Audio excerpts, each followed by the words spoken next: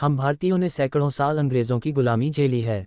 हम अपने ही देश में उस मौज मस्ती या रॉयल तरीके से नहीं रह सकते थे जितने मज़े से खुद ब्रिटिशर्स रहा करते थे।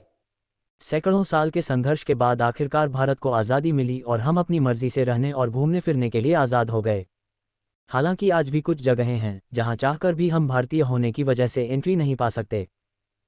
ये बात सुनकर आपको ज़रा अजीब ज़रूर लग रहा होगा, लेकिन सच है कि आज भी अपने देश की कुछ जगहें हैं जहां विदेशियों को तो आराम से आने दिया जाता है लेकिन भारतीयों को नहीं।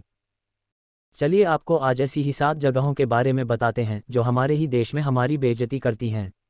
चेन्नई का रेड लॉलीपॉप हॉस्टल। चेन्नई में मौजूद इस हॉस्टल में बाकायदा नो इंडियन पॉलिसी है। यहाँ सिर्फ विदेशी पासपोर्ट वाले ही बुकिंग कर सकते हैं।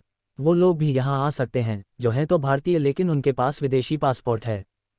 कुंडनकुलम रशियन कॉलोनी। तमिलनाडु के कुंडनकुलम में बनी रशियन कॉलोनी में कुंडनकुलम न्यूक्लियर पावर प्लांट से जुड़े लोग रहते हैं।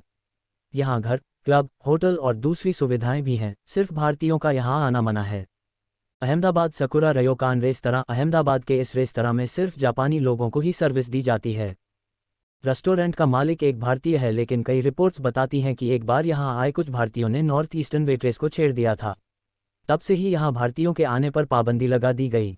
बेंगलुरु का उनो इन होटल। बेंगलुरु में बनी इस प्रॉपर्टी को ग्रेटर बैंगलोर सिटी कॉरपोरेशन ने बंद कर दिया था। आरोप ये था कि यहाँ सिर्फ जापानी लोगों को सर्विस दी जाती है।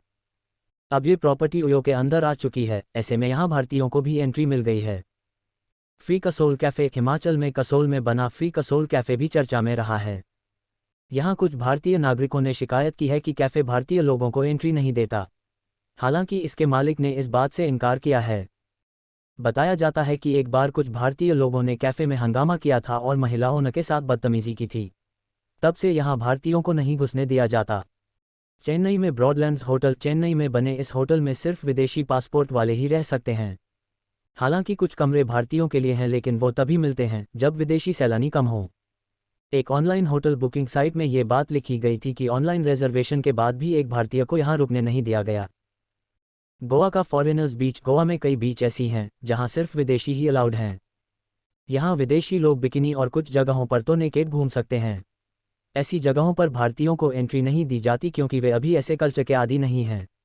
उन्हें और मेहमानों दोनों को ही इससे दिक्कत हो सकती है। तो कैसा लगा आपको ये फैक्ट कमेंट सेक्शन में ज़रूर बताएगा। और ऐसे ही वीडियो के लिए मेरी चैनल को सब्सक्राइब कर दीजिएगा। मिलते हैं एक नई वीडियो के साथ।